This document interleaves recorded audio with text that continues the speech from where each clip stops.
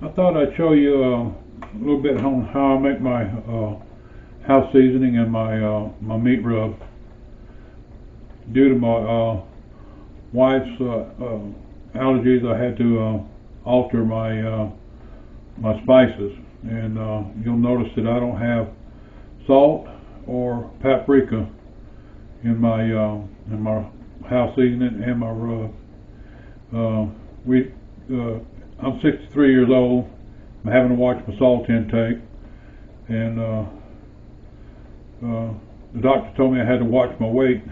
I reached down there and rubbed my belly, and I said, I watch it every day, Doc. I'm on a seafood diet. If I see food, Joe gonna eat it. All right, I'll get all my spices out and show you how we do it. Okay. What I start off with is a quarter cup of granulated onion powder,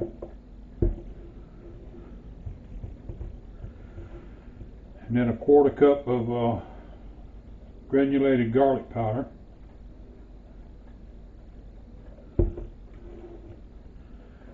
and then a quarter cup of ground black pepper.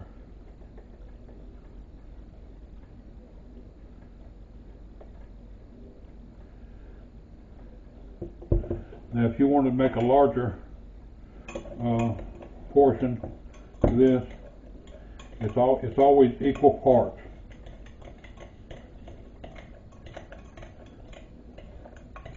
And I mix it up real good. Okay. All right. Now that is my house seasoning. Okay. All right. Now that brings me up about 3/4 of a cup of spice. All right. To that, what I'll do is I'll add some chili powder. Now I've taken New Mexico red chili pods. I've taken the stems out and seeds out, and I've run them through a coffee grinder, and I make my own powder. It doesn't have anything else in it but red chili powder. Now this particular powder is a mild New Mexico red chili from Hatch. Alright, what I'm after now is I'm after a half a cup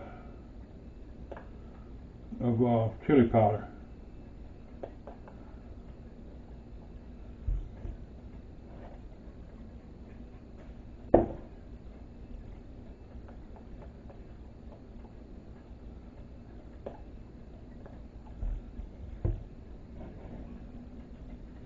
Alright, there it is. Alright, now I'll stir that up real well. Get it blended in real good.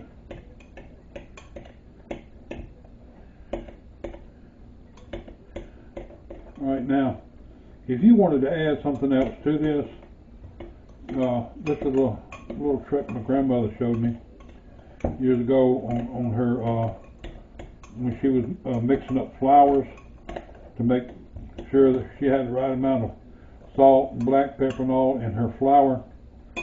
She would take a pinch, just a pinch. See, that's just a pinch. That's all you need, and then you taste it. All right. Then you can alter it like you want to.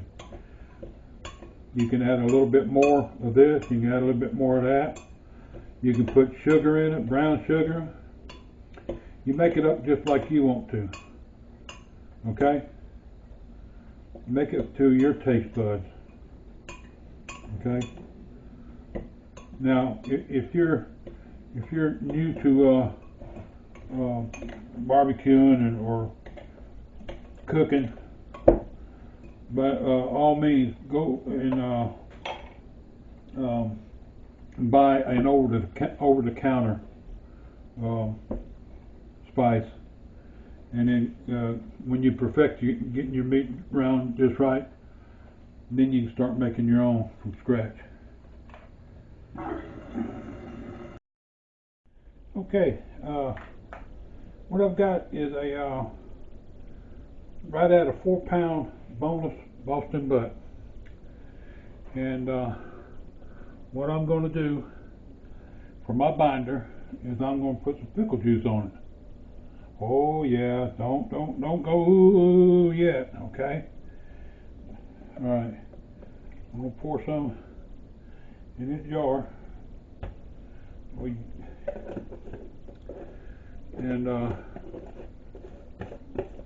I've done this before with mustard and vinegar, mustard and pickle juice before, but this will be the first time with a straight vinegar. I've used apple cider vinegar before on some of my meats as a binder. I'm going to give this a try. See what? And then I got another surprise that I'm going to share with everybody. Okay. Right now, sprinkle this with my my rub that I talked to you about a bit ago on the top like that, and then make sure I get it here.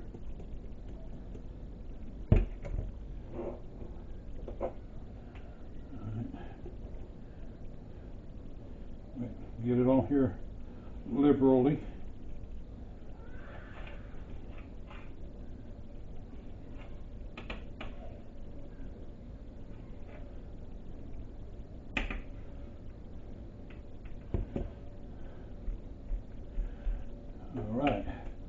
All right, I'm just going to let this sit and hang out until I get the smoker ready, and we'll go to the next session in just a second.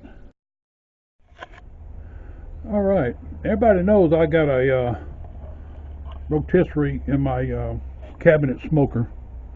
It's a propane cabinet smoker, and what I've done is I'm not using any propane right now. I'm just using charcoal.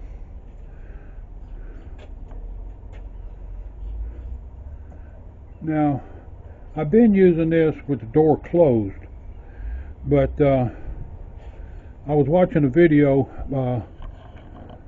Dutchy cooking. I'll leave the description, the site in the description box. He had an 1880 French rotisserie made for the like for a fireplace, and I said, man, I got to have me one of those. Then I got thinking, I said, shoot, all I got to do is just take the door off the smoker, and I don't know if my fire is too far away from the meat. I'll play around with it just a little bit. I may have to raise it up on a sheet or something here in a little bit. But I just thought I'd give y'all a look at what's going on. I like to try different things, and from time to time I'll come out and I'll spritz it with 50-50 pickle juice and water.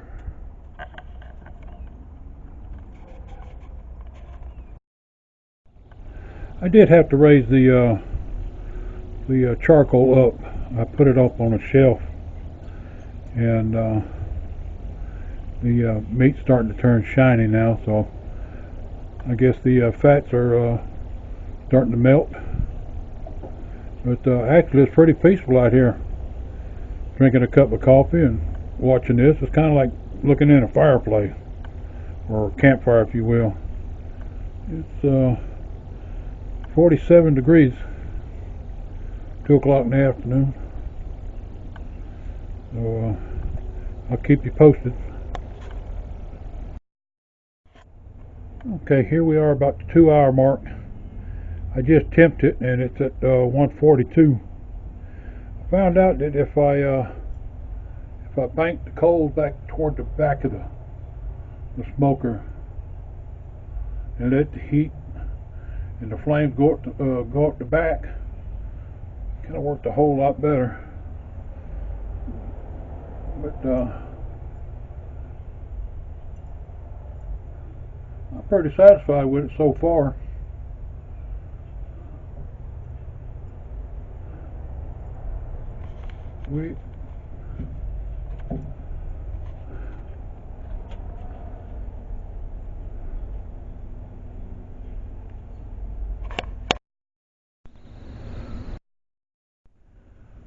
Okay, we got it all cut in half.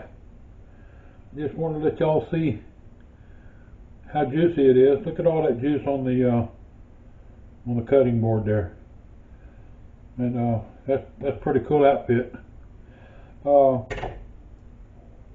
going over there to Dutchy Cooking and check out that video on that 1880 French rotisserie. That's pretty cool. Check this out. Oh yeah, that's pretty good. Man, yeah, that's pretty good.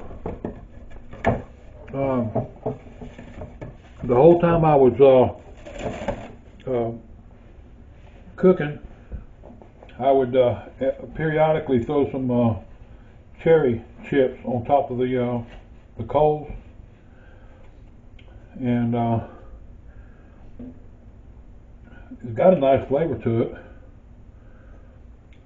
Doesn't have the smoke ring that I wanted, or I thought it would turn out to be, but I tried something different. I've always had a rotisserie inside my smoker. I've used it from time to time, but this time I wanted to use it like I saw on Dutchy Cooking, that 1880 French rotisserie. I took the door off my cabinet smoker and went to town on it. Y'all go and try something different every once in a while. Try it somebody's way and get it perfected, and then put your touch on it, and the next thing you know, you'll have your own way of doing things. You can come back and teach us old dogs new tricks. Alright, I enjoy doing this for everybody. Remember, invite family or friends to your table, make a memory, put a smile on their face. Until next time.